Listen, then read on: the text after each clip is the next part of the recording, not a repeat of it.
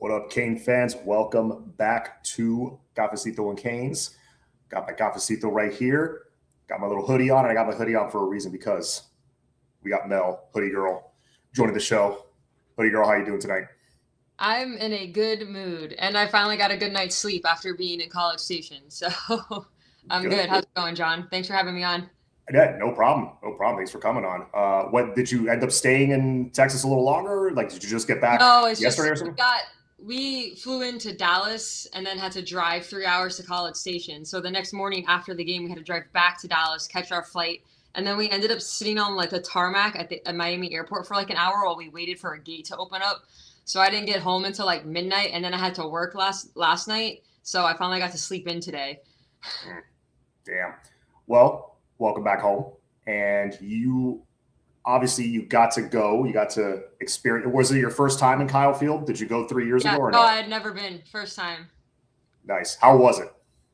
Uh, First of all, that stadium is insane. I will say the exiting part of that is really hard when you're up top because it's just like these two big ramps that everyone's walking down. It took me like 45 minutes to get out of the stadium. But besides that, I mean, it's humongous. It's crazy. But like there's no bad view. Like we were Yeah. sitting in the end zone up top and I was worried it was going to be like a crappy view, but I was sitting in the end zone like upper deck 6 rows up in the upper deck, right in the end zone where Fitzgerald picked off the final play. So had a perfect view of that. Basically jumped on top of Vish. That was, well, I mean, we were all jumping on top of each other when that happened. When the touchdown happened and when the interception happened, I was right next to Flo. Flo is crying, like literally, like head in his hands, crying. His girl's going crazy. Javi's going crazy. We're all dogpiling on each other. It was great. Yeah, I Uh, cried when we made the Final Four a few years ago. That was the first time sports have ever made me cry. I was in the stadium, so there was too much adrenaline to like shed a tear. I was just when we picked it off, because even when we scored, I was like, there's a lot of time left, and I was a little concerned. But when mhm. he picked it off, like I was trying to be respectful because there was a ton of A&M fans around me, and they were actually like super nice. But no, because it was me and Vish, we had four friends in front of us and then four of his family members in front of them. So we had like a little square of people and we're just like high fiving each other. I almost fell off the bleachers. It was crazy. Yeah, I I remember that Final Four watching it on my couch on my iPad because I think I had my wisdom teeth taken out like a few days Oh, dang. before. So I'm still like kind of I was okay, but I was still kind of recovering, just chilling on the couch. I watched it on my iPad. I remember that. That's one of those things you remember exactly where you were when it happened. Yeah. Well, you know me, basketball is my Yeah. first love. So that was me crying on my living room floor by myself watching this. So uh, perfect storm. Miami back versus OSU. Beck versus UGA. Mario beats Oregon for number six. Hey, one game, it's one game at a time, guys. one game at a time, but it's setting up. It's kind of setting up in a nice way if you Yeah. look ahead. But the revenge tour so far has already been nice. FSU, Notre Dame, Florida. I mean, we've beaten all our rivals so far this year. So, Yeah. but let's talk about the game. Obviously, the celebration from Saturday is going to continue. I'm not going to worry about Ohio State probably until next week. I'm going to hang on to this feeling as long as possible. So, I'm enjoying it. I do have yeah, everything booked for Dallas though, but I'm enjoying. nice. So Miami wins 10-3. Defensive battle. Um, Special teams obviously played a massive role in this one. So also the wind played a massive role in this because like It was I nuts. yeah, like a big part of that being a defensive struggle was neither quarterback could really settle into a rhythm. You couldn't, I mean, downfield passing was basically non-existent. Kicking a field goal past like 30, 40 yards was non-existent, except for the one that they got because the wind just decided to stop. Uh, but in the upper deck, how was it? Was it going like in a specific direction? Was it as It stiff as it looked? Was it swirling? How was it? it was very windy to the point where like people would like put their garbage on the ground like under the bleacher and it was like blowing at my feet going down the bleachers. It was windy. Like you can look at my pictures and you'll see my ponytail is all like going one way. It was super windy. Even so, like the first field goal Carter Davis missed, I'm sitting in that end zone. So it's straight, looks like it's going through the upright, and then all of a sudden it just goes whoop. Mm-hmm. And you could tell on the third one that hit the upright, you could tell he was trying to compensate for the wind, and then the wind just died as he kicked it. That's why it hit the upright. Yeah.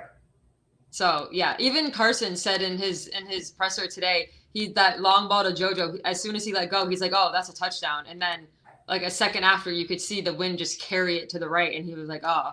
So yeah, the wind was crazy. If you were in the stadium, you'll understand. Like I don't know if the TV does it justice. It was really windy, and that was like we were frustrated in the stands because we weren't throwing deep, and then we had to keep telling each other like, "Yo, look at the wind!" Like Marcel Reed, that first interception, the wind took that ball like crazy. Mm-hmm. Yeah, the one to Bryce that he overthrew, the ball sailed on him. Yeah, Yeah. that was the wind. Oh, 100%. Yeah. The one to JoJo, it looked like at first I thought he underthrew it because he put a lot of air under it. And then it just kept sailing and sailing and sailing. That's how it looked on TV to me, at least. But no, that's good. You confirmed that it's because I was wondering. I haven't talked to anybody yet directly that was actually there. There's been also conflicting reports on that. I guess it depends on where you sat, but yeah, obviously you were in the upper deck, so you would know how hard the wind was blowing. Yeah, and I was like right in between the goalposts, so we could see a couple of those missed field goals head on, and that first one for sure, it looked straight. No one kicks a ball and then like halfway through it just goes like that. Like it was all the wind. Yeah, 100%.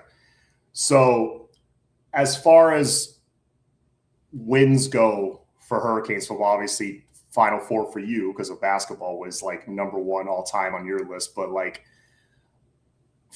for you as a Canes fan watching Hurricanes football, like when was the last time you had a feeling like this watching a Hurricanes win? Probably the best feeling I've had because I started at as an undergrad in 2004, and I didn't really follow a lot of college sports growing up. So like I watched that 0-2 natty where Ohio State like got the penalty, and like I remember watching and be like, "Oh, that sucks for Miami." I was like a junior in high school. I had no idea I was going to be going to Miami. And so then like I got in and I was like, "Okay, I kind of take offense to that." So like I didn't really pay attention to like our natty in 01 and things like that. I'd say the best feeling I'd had up until us winning that playoff game was probably my first game as a student when we beat Florida State in overtime in the Orange Bowl when we still had the Orange Bowl, because it was the first game I ever went to as a student and Frank Gore did his thing. That and beating Florida in the bowl game that year during winter break because I was with all my friends that went to Florida. So, but like this is the best win for Kings football that I've watched since becoming a fan. Mm-hmm. I've been a fan since like 2000, basically. Yeah, this is for me. It's since the Rose Bowl because the Orange Bowl in 03 against FSU. Yeah, that was cool. BCS bowl game, but didn't have these kind of stakes. You know, you're not playing for a championship in a BCS bowl game. You know, so yeah, this is massive. I think for optics for the program and all that stuff. Also, like, who were some guys, I guess, who were a couple of players that stood out to you aside from the obvious Malachi and Bryce? You know, when you were watching that game, you know, who stood out to you, I guess, either on offense or defense? I mean, you pick. I mean, minus the obvious, like, obviously Malachi and Fletcher stood out. You have Bane and Mesidor on the edges. I mean, Torre gave up his body for that last, because all of that was happening right in front of me because I was in that end zone. So he got hit and he falls to the ground and he's just stiff as a board and you can kind of see his arm go up. And like also shout out to Basaint because he realized something happened. Instead of celebrating, he immediately was like on top of Torre and like calling for like people from the sideline. I would probably say like the guys in the secondary, I mean, they didn't let their eyes drift to the backfield that much. I think we had that one broken play. I think it was a miscommunication, but I will say the gaining speed Poyser had to catch up to that receiver to make it so it wasn't a touchdown, because we saw that ball in the air and Vish is next to me and he's like, "Oh my God, catch him, Poyser, catch him." his ground speed to catch up to that, to save that touchdown, so not to be a touchdown, was pretty impressive because that was a broken play for our defense, and he turned on the Jets. I'm trying to think. I mean, yeah, Torrey giving it up. Just like I would say, our secondary. I mean, I know they didn't throw the ball a lot, but like just in general, you watch that last play from different angles, and guys were covered. So Yeah. I mean, it wasn't the greatest of balls by Reed, but still, Fitzgerald made a great play. Yeah, and I that's true. Our interior defensive line does not get enough credit. But Bane and Hmm. Mesidor get a lot of hype, and Blay, Scott, Blunt, Simpson's gotten a lot of snaps lately. The guys on the inside definitely don't get enough credit. Yeah. No, that was a trench war. Just exactly the way Mario would draw it up, like how to win a playoff game, like just play that Mario style man ball, and it worked because we're all the recruiting and all the scouting that he's done the last few years up to this point. It's almost like it led up to that game. It was all for that. Moten, Blay, and Scott. Yeah, D line came to play. That was awesome for us to get 7 sacks on a guy as mobile as Marcel Reed. If it was anyone else that was less mobile, we're getting 10, 11 sacks easy, in my opinion. There's I will say though, we forced Reed to start running early and force him off his looks. That led yeah, him to running into sacks. And some people were like, "Oh, he ran into those sacks. It wasn't the defensive line." I'm like, it most certainly was the defensive line because I mean, he had to start scrambling sooner because we had guys on his butt. yeah, yeah. You're Oh, there's listening always to there's always one a game. We were saying it in the stands as soon as he did it. I turned to the A&M fan next to me. I'm like, he does that at least once a game. he literally does that once a game. Of course, he had to do it on the final drive, but whatever. That gave them the first down, and I was like, "You've got to be Uh, kidding me!" yeah, But yeah. Oh, what did you think of? I think it was the play before or the play after the late hit, the helmet to helmet contact on Blunt. I oh, mean, that Reed sold. yes, He totally flopped. he It did. was, They showed it was us hard that. to see from where I was sitting, but I saw replays of that, and I was like, "That's so weak." But I think that was a makeup call because our guy almost suplexed a dude out of bounds, and they didn't call it, and that was definitely a late hit. So Yes, it probably evened out. yeah, it did. There was some calls and then we had Scott got blocked in the back on another play, Keontae Scott, and Mhm. they call it. They were doing a good job of letting us play. It was how much smoother is the game when they're just letting the guys play? I was saying that in the fourth quarter. I was like, the refs don't want this to come down to one petty call or one bad call. Like, and that Torre hit was not targeting. A&M fans can say everything they want. You go back and watch it. He hits the shoulder Yeah, first. He knocked himself out, really. he But he yeah, he barely even lowered his shoulder. yeah. He was like almost standing straight up. Yes, yeah, agreed. No, that was a clean hit. The one on Blunt was BS, but yeah, could be a makeup call. But the a lot's been argued about the play calling in this game.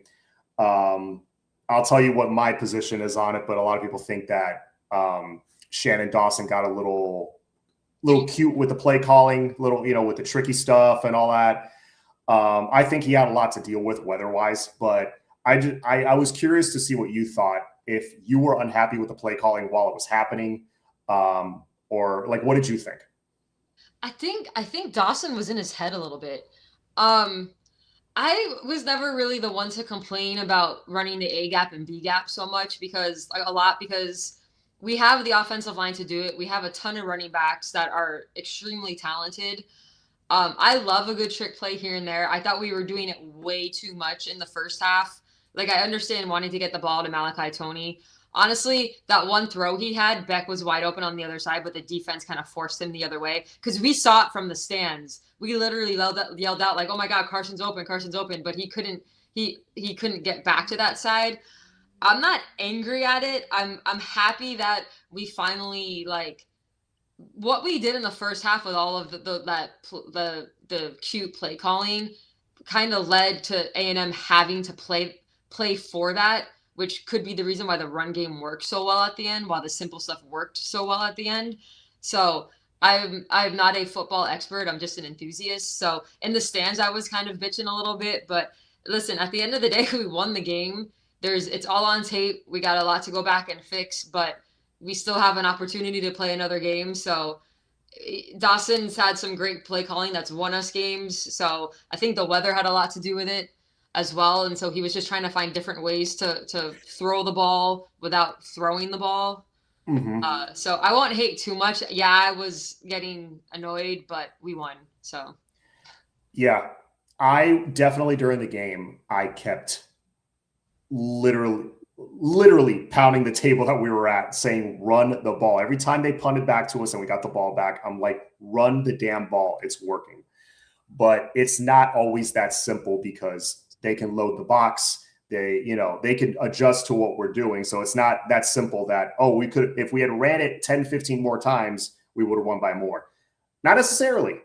It's a lot of gray area to it, but I do agree with what you're saying that with all the different looks we gave them, that let the 60-yard Fletcher run happen, possibly. If we hadn't done that, would that have happened later? Also, would he have fresh legs at the end of the game? And also, they stopped a couple of runs on that play. Mark Fletcher hit for a few of them, but on that play where Tony scores, they loaded the box. Yes. And that brilliant, because I'm in the stands, because that was scoring in the opposite end zone of me. So I'm in the stands on that third down, and I'm saying run the ball. And then I see that it's a stacked box, and I'm like, oh my God, are we going to check to a passing play? Please don't pass it. And so when I see Tony coming around, and he kind of shovel passes it to Tony, in my head, and that split second, I'm like, that's a touchdown. I knew it as soon as it happened, because I'm like, we kept running it with Fletcher. I'm like, now is the time to do something different, but don't throw it. Just a little wrinkle, and it worked. And I was so happy. And then I was just like, wow, there's a lot of time left. And I was like, and that's the big debate. I think all Miami fans agree, no, you don't go down at the one with how hard it was to score in that game. You take the touchdown.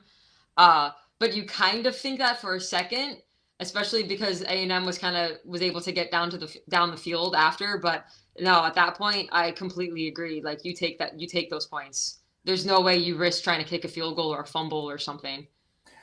No, like you said, points were so hard to come by.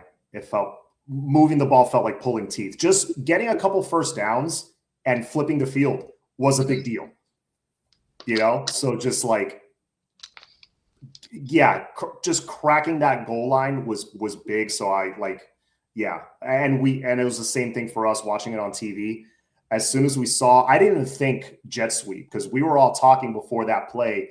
It's like, do you run inside? Do you run outside? Do you throw it? We're like, no, you don't throw it. We were thinking, maybe run off tackle or something. We didn't even think of a jet sweep. That was a brilliant call by Dawson. And you could tell not only he had his defender beat around the edge, he had two blockers in the open field, and we're already cheering before he turns the corner. Yeah, Fletcher was shot out of a cannon. He was leading the blocking. I was just we just need to get the first down, because you could get a first down at the 4. And I think it was 3rd and 6 or 3rd and 7. 3rd and 5. It was 3rd and 5. I'm like, Fletch can pick that up, and the O-line can just help him. And then I saw that the box was stacked, and I was like, oh, I don't know. I was like, is this 4-down territory because of how kicking's been going? And so all of these things are going on in my head before that play, because you had a long time to think about it. Because never mind. That was the defense. Never mind. We had a long time to think about it on their 3rd down play to try it before the interception. Never mind. Yeah, a lot of people are asking about or talking about the OSU game already. We'll get to that in a second, but yeah, just I know you already touched on the going down at the 1. I was going to ask you about that, but yeah, no, I agree. In that situation, you have to take the points. You have especially because of the weather, and it's no hate on Carter Davis, because he's been phenomenal for us all year. Besides that game, he'd only missed 2 field goals the whole year. The weather had a lot to do with it. So I think in that situation, I wouldn't want to put the game on his shoulders. And you take the points, and especially with how well our defense has played the whole game. So I think it was most definitely the correct call. Yeah. Edwin saying go Canes, bless the haters, as Bane would say. Yeah. Oh, and before we move on to Ohio State, Ruben Bane. We have to talk about this. Oh, How the post game. not just the post game, just everything leading up to it. This dude talking a little smack, basically saying, I mean, I think a lot. Um, the media really played it up a little more than what it really was, because all he was really saying, "Oh, I don't think it's going to be a problem for us," but he had to throw in the thing that, like, he had to single out Ruben Bane. That, like, they asked him, "Hey, how's it going to be dealing with this guy? You know, obviously he's going to be a top 5 pick in the draft.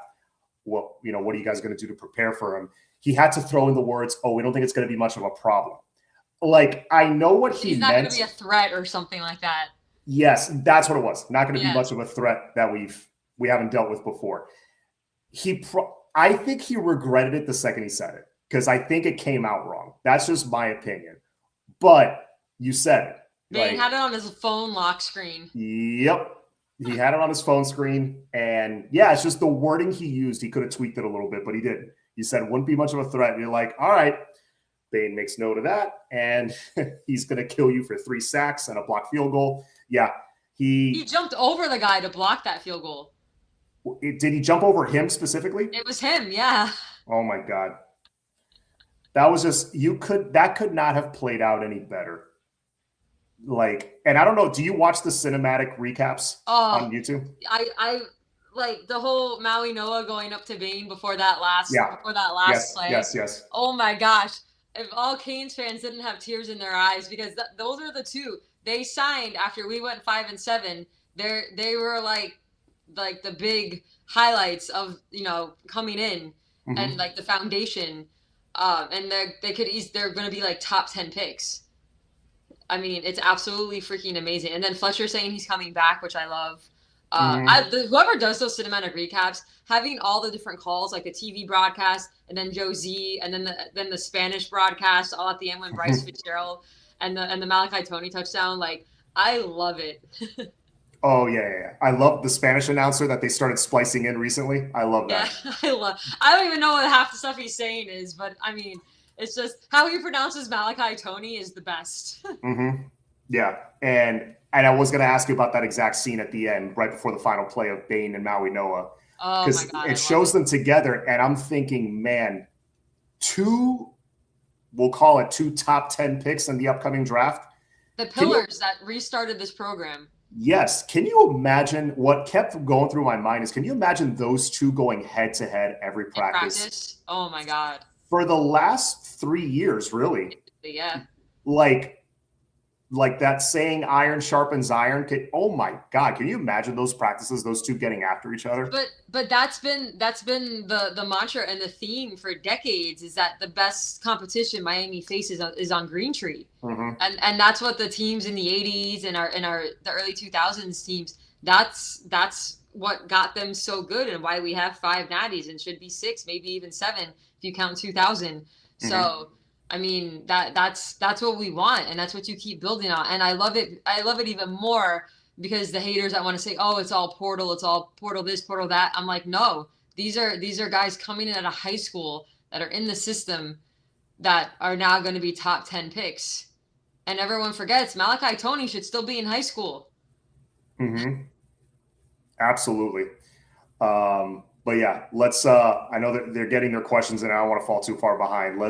We'll touch on Ohio State now, and like some of the stuff that Jeremiah Smith said and everything, because as if they didn't learn from Texas A&M's mistakes, they're like confidently talking smack now, like early too. Like this is 8-9 days before the game, and they're already running the day after, literally like the day after. They're already running their mouths. And Kane Gang Slump brought this of, Damari plays, do you think he makes a difference against JJ? Well, the last time they played each other in high school, Damari locked them down. So I know that's a few years ago, but yeah, again, another guy that's part of that 2023 class that jump-started the program.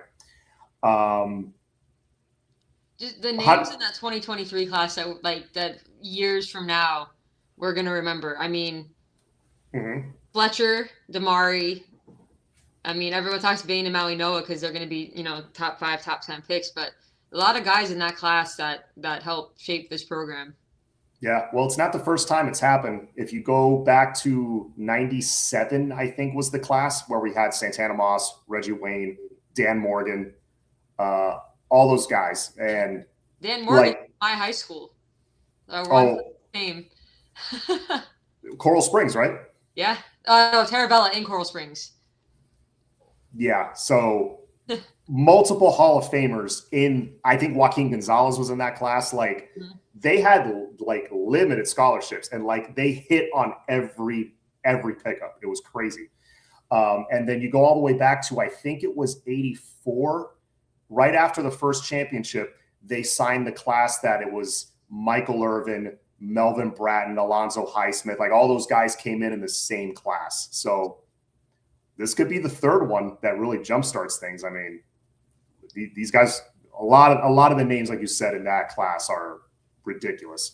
And those are the guys that signed after brand new coach after 1 year, 5-7, and they saw the vision. Mario sold the vision, and they stuck around through the hard times, and it's reaping the rewards. And it was one of those things where like you're happy to make the playoffs, like both teams, because A&M hasn't had the kind of success, getting into the playoffs either in a long time too. And so it's kind of like one of those things like, oh, both teams are happy to be there. And then you kind of get into the game and then it's like, no, I really, really want this. It's not like a moral victory anymore. Like we're out for it all. So.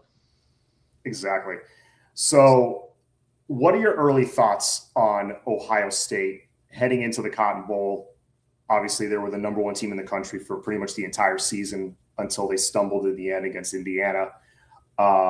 What were your thoughts on like what they did throughout the season, their competition? Give me your thoughts. Listen, they won the national championship last year. So, as you could say like, oh, look at their schedule. I mean, at the end of the day, they won the national championship last year. They have a lot of key players from last year that are on the team this year. They're a really, really, really good football team. I know they lost to Indiana, but this isn't going to be a cakewalk. It's going to be a battle, and yet the Canes have been on an upward trajectory as far as how we've been playing, which is great.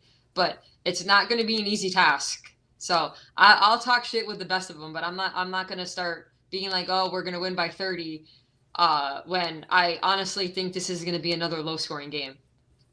Yeah. People don't realize how big JJ is. Dude is built. Yeah, he's every bit of 6'3" and solid. But I will say this about Jeremiah.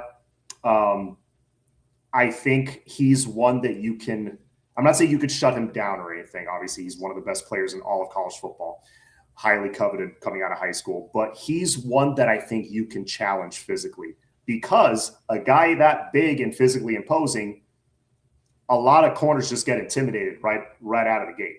Like, just standing in front of him, they get intimidated. I think if you get a guy like Damari, who's also a pretty big corner, can jam him at the line, beat him up a little bit, I think he can get in Jeremiah's head. That's just me. I also think we have the safeties to help over the top. Mm-hmm. I'm very confident in Heatherman to scheme up the right calls and defenses. Obviously Jeremiah is like super talented. So I'm confident that we can scheme up the right stuff. We just have to execute.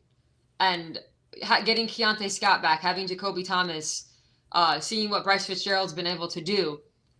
We just have to execute what Heatherman's doing. And Jeremiah he's going to get his catches. It's going to happen. He's going to get some. He's one of the most, if not the most talented receiver in the country. But we have to limit the damage. And the first part of that is our defensive line getting to Sayin. We got to get in his face, force him to release the ball early, force him off his reads, because they got a guy in Tate on the other side who's just as talented. So it's two of the most talented receivers we've probably seen all year. So but again, I'm very confident in Heatherman to scheme up the right stuff. We just got to execute it. Yeah, and we can't leave any points on the field. Like, if there's an opportunity for like Tony's throwback to Beck, like we need something, sevens. We cannot get threes. No, if something like that is there, you got to hit that play. There Yeah. can't be drops. There can't be like a holding call on a big on a long touchdown. Can't have any of that. It's got to be squeaky clean. We need Uh, we need our other receivers to step up because every team is going to game plan against Malachi.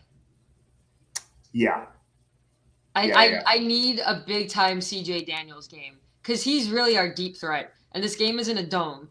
So CJ and JoJo, I just need big games from them on the outside. I need Beck to get going early. I want to like if we can just start off ground and pound, get the run game going and then get back into the rhythm with maybe some short to mid range passes so we can start getting some stuff downfield. Their linebackers are legit. I think both isn't like two of their linebackers projected like first round picks. Something like that. I know their Yeah. front seven is So ridiculous. so we've got to play action, scheme the linebackers to commit to the run so we can get some pass game going.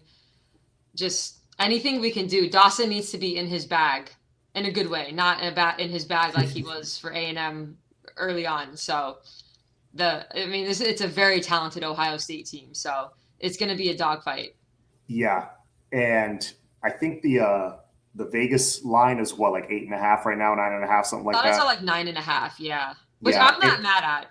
Yeah, it went from 11.5 to 8 to 9 to then 8, and I think it's back up to 9. Yeah. It's probably going to hover right around 8. So I'm not mad at that. I don't consider that disrespectful. I think that's accurate.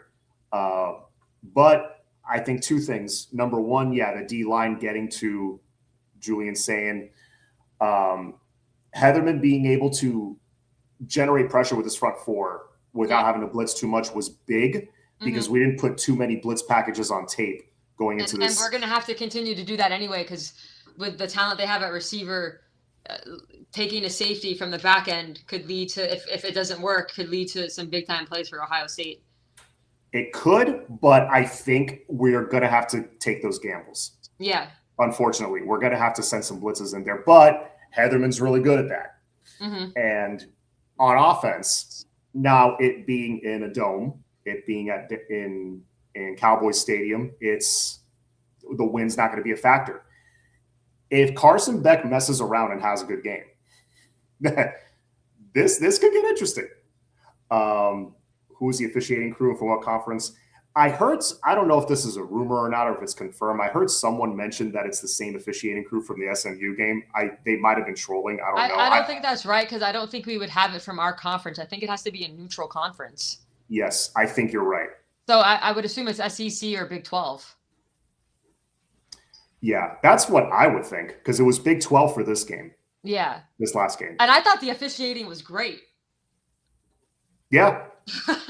I think the best officiating is when you let them play. You're not calling every little ticky-tack thing. I don't really recall. I was angry at that flop by Marcel Reed, but honestly, like them not calling that hit out of bounds, so it kind of evened out. I honestly, if it was the same officiating crew for this game, I would be perfectly fine. Oh, I would love that. That would be amazing. Yeah, I thought it's the first game in a long time where I haven't just been completely cussing out the refs in the stands. There's the boss. Yeah, shout out to Flo. Yeah, Flo better be in Dallas next week. Oh, he's gonna be there. If I'm going to that game on no sleep, then because do you know what I have to do to get to this game? So I work nights. So I'm working the night before. So I get off at work at 3 a.m. on the 31st.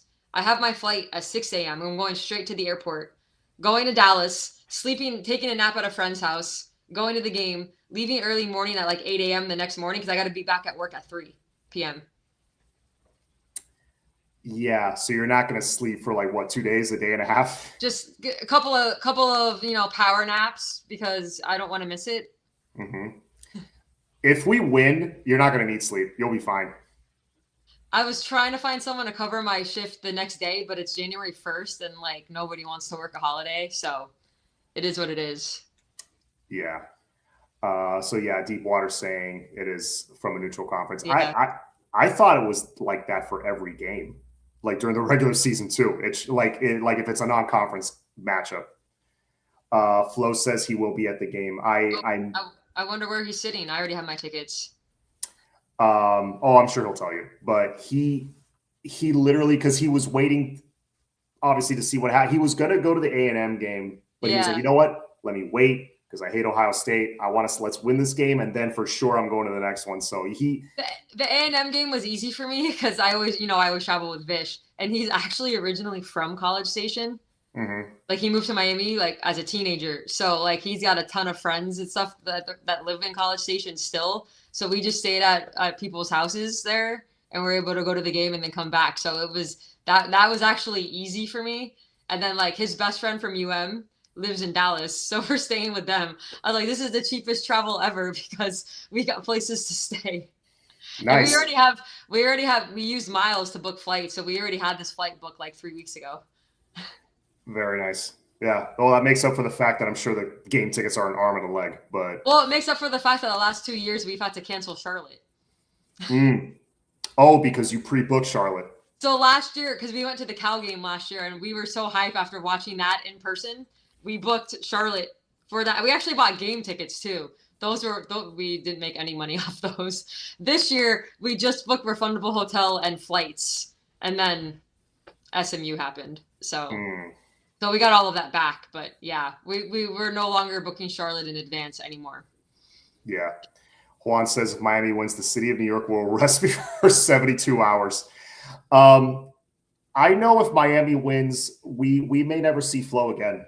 We have Phoenix pre-booked. Oh my God. Because we get flyer miles back, so we already have a flight ready.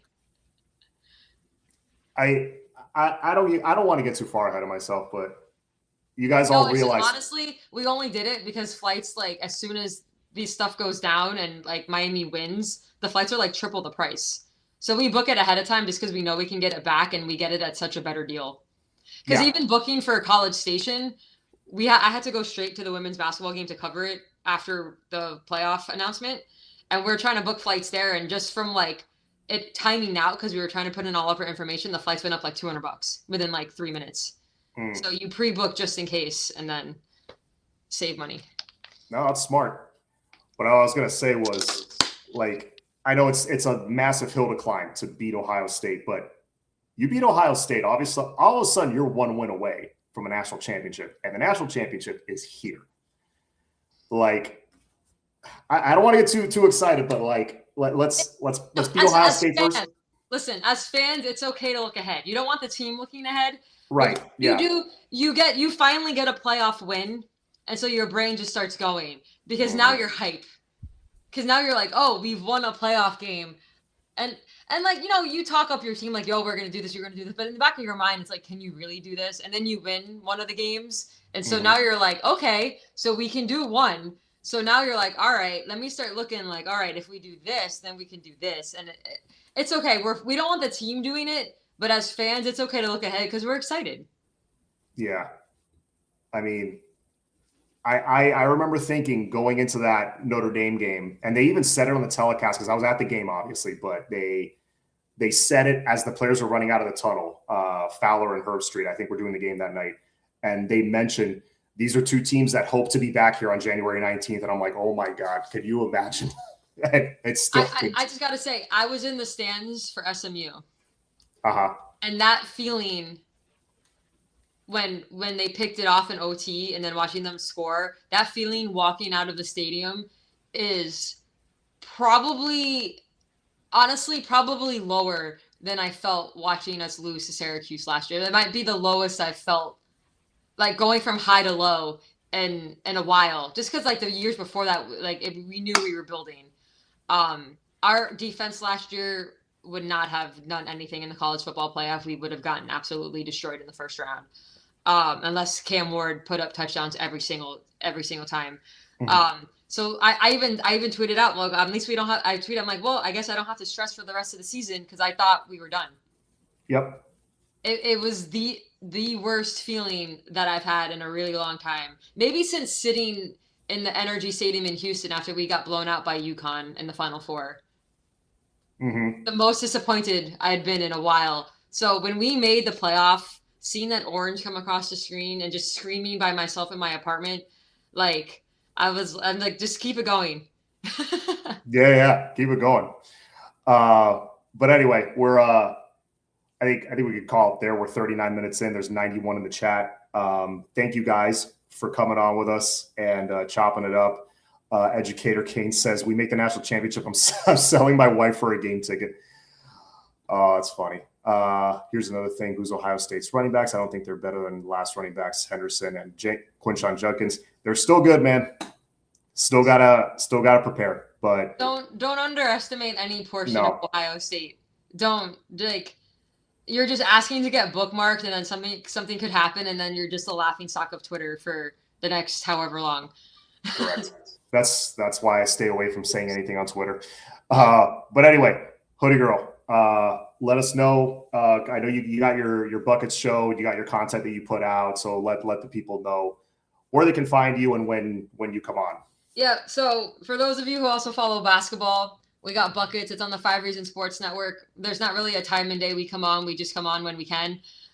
So you can follow me at the Cooler Mel B. We also have our basketball podcast Twitter, buckets_Canes. And yeah, it's pretty much it. I will say, stop tagging the administration in my tweets. I hate when people do that. Why do they do that? I don't know. Like, I'll like rage tweet about something, and then they'll be like, "Yeah, I agree," and then tag Dan Radakovich. I'm like, stop doing that. Oh my God. I'm like, I'm just venting. I don't need the administration to see my stuff. You know what it is? You drop so much gold on X. They want it. Like, listen to her. Like, that's what they're doing. People started tagging the government. Like, they were tagging like Trump and Rubio. I'm like, please don't do that. No. I think they have bigger fish to fry, but yeah. It was my college football playoff rage before we made the playoff. I'm like, the government doesn't care about the college football playoffs. Well, Rubio mentioned it sitting next to Trump. So I mean, that was kind of cool, actually. When that happened, I'm like, ooh, maybe something will change. But anyway, thank you again, Mel, for being on. Thanks for having me. No problem. Anytime. You have an open door anytime you want to come out. But yes, thank you guys. Go Canes. Let's keep enjoying this win. Keep the vibes going. Next week, we can worry about that team from up north. Have a good night, everybody.